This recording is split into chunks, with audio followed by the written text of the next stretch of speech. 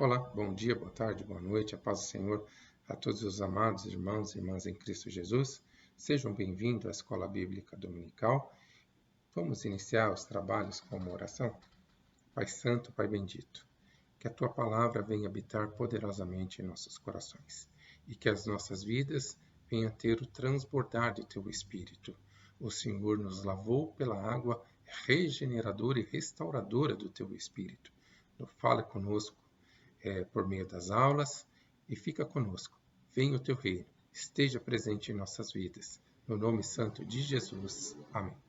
Queridos, olha a importância do derramamento do Espírito Santo e da utilidade para a igreja. O derramamento do Espírito Santo é de uma utilidade fundamental para a igreja.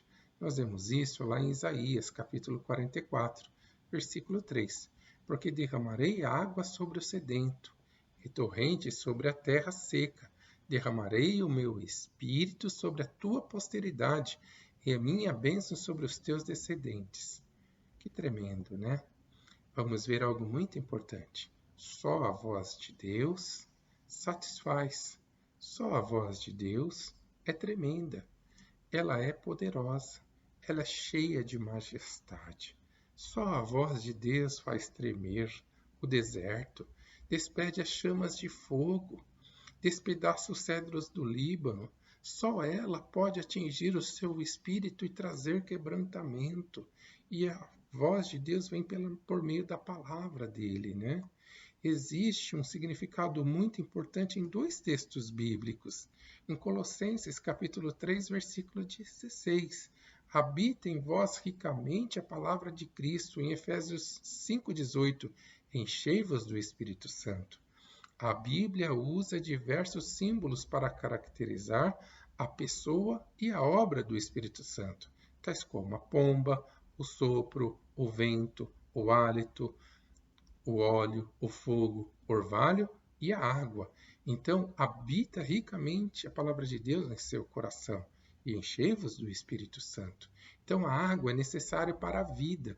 E o Espírito do Senhor renova a face da terra e faz tudo florescer e frutificar. Isso nós vemos lá em Salmo 104, versículo 30. E é o Espírito de Deus que nos regenera e nos dá nova vida em Cristo. Nós vemos isso lá em Tito, capítulo 3, versículo 5 em diante. Não pelas obras da justiça que houvéssemos feito, mas segundo a sua misericórdia, nos salvou pela lavagem da regeneração e da renovação do Espírito Santo. Que o Senhor abunde e que o Senhor derrame abundantemente sobre nós, por meio de Jesus Cristo, nosso Salvador, o Espírito Santo, né? Para que, sendo justificado pela graça, sejamos feitos herdeiros segundo a esperança da vida eterna, que Ele abundantemente derramou sobre nós, por Jesus Cristo, nosso Salvador. Sem água não há vida, sem água a semente não germina, sem água não há flores nem frutos. Assim também sem a chuva seródia do Espírito Santo na nossa vida, a nossa vida ficará árida, seca, desertificada, não haverá frutos, nosso esforço será inútil, nosso trabalho inócuo. O derramamento do Espírito Santo é precedido de uma consciência de crise. Jó descreve uma crise avassaladora que veio sobre Israel, sobre consequência do juízo de Deus sobre o pecado do povo. Essa crise é descrita de 3 formas. Vieram 4 bandos de gafanhotos, Joel capítulo 1, versículo 4. O cortador, o migrador, o devorador, o destruidor. Esses agentes do juízo de Deus devastaram as plantações, deixando um rastro de desolação e morte. O segundo, veio uma seca implacável, em Joel capítulo 1, versículo 10 a 18. Assolou todo o país, deixando uma marca indelével de fome, de miséria, de pobreza e de ruína. E o terceiro ponto veio cerca de um inimigo numeroso, lá em Joel capítulo 1, versículo 6, capítulo 2, versículo 1 a 11. E no âmago dessa crise dolorosa, no meio desse cenário de dor e desonra, que Joel levanta a sua voz para buscar a Deus, esmagou o povo impiedosamente, espoliando e trazendo a ruína sobre toda a nação. Temos um relógio de oração que nós podemos buscar a presença de Deus e intercedermos por esse momento de pandemia. Então vemos que toda aquela tragédia era resultado do pecado do povo de Deus. Só a volta para o Senhor poderia reverter aquela amarga situação. Isso nós vemos lá em Joel. Vemos o quê? Volta para uma relação pessoal com Deus. O derramamento do Espírito Santo é marcado por uma volta para Deus. Convertei-vos a mim, Joel 2, versículo 12. Voltar para Deus com arrependimento, uma vida moral pura de todo o coração para Deus. Voltar para as práticas do primeiro amor, gozar da intimidade com Deus. Volta com sinceridade para Deus, Joel 2,12, de todo o vosso coração, comprometendo-se a orar com mais fervor e ler a palavra de Deus com mais avidez. Volta com diligência para Deus, e isso com jejuns. Joel capítulo 2, versículo 12. Leva-nos ao quebrantamento, à humilhação, e a ter mais gosto pelo pão do céu do que pão pelo... Leva-nos à humilhação, e a ter mais gosto pelo pão do céu do que o pão da terra. Nós vemos rei Josafá, vemos o rei Josafá, segundo Crônicas, capítulo 20, versículo 1 a 4. Volta com quebrantamento para Deus, com choro e com lágrimas. Vamos ver o choro de Jacó ao suplicar no vale de Jaboque, em Oséias capítulo 12, versículo 4.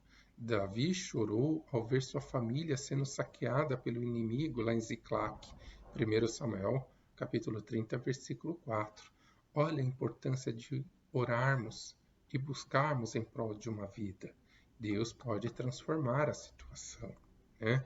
Volta com sinceridade para Deus. Rasgai o vosso coração e não as vossas vestes. Joel capítulo 2, versículo 13. E depois da volta para Deus e acertar a vida com Ele, Ele compadece do seu povo.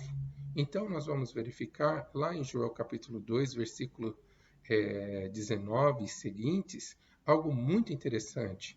Ao invés da fome, a fartura. Ao invés da opressão do inimigo, a libertação. Ao invés de tristeza, choro e alegria.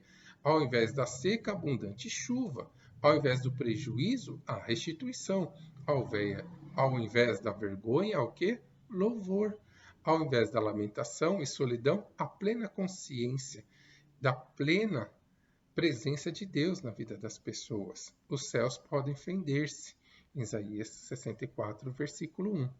O Espírito Santo pode e quer ser derramado sobre nós e soprar no vale de ossos secos, fazendo um milagre com um extraordinário, com o novo Israel de Deus. As águas do rio do Espírito Santo, que brotam do santuário de Deus, podem subir os nossos artelhos até os joelhos, dos joelhos aos lombos, e dos lombos podem crescer e se tornarem águas caudalosas. Que tremendo! Conduzindo-nos à direção de uma vida plena do Espírito Santo. Então seremos conduzidos por esse rio, e por onde suas águas passarem haverá o quê? Vida. Ezequiel capítulo 47, versículo 9. Pode ser derramado sobre nós o seu soprar. Então o sopro do Espírito Santo vem sobre as nossas vidas. A suprema grandeza do seu poder que nos pertence. Nós vemos isso lá em Efésios capítulo 1, versículo 19. E qual sobre a excelente grandeza do seu poder sobre nós, os que cremos, segundo a operação da força do seu poder. Então, amados, nós vamos ter uma aula abençoada daqui a pouquinho com os nossos professores. Vamos encerrar e daqui a pouquinho vamos para as nossas salas. Pai Santo, Pai querido, nos abençoe com toda a sorte de bênção nas regiões celestes. E usa a vida dos professores, e que a tua palavra vá e produza o resultado para o qual será enviado. No nome santo de Jesus. Amém. Então, queridos, teremos aula das crianças com a irmã Rita e com a Van. Estará sendo ministrado sobre o amor de Deus, a graça de Jesus e a atuação do Espírito Santo sobre as nossas vidas. As aulas dos adolescentes com a irmã Roberta vai tratar de bruxos e feitiçarias, obras da carne.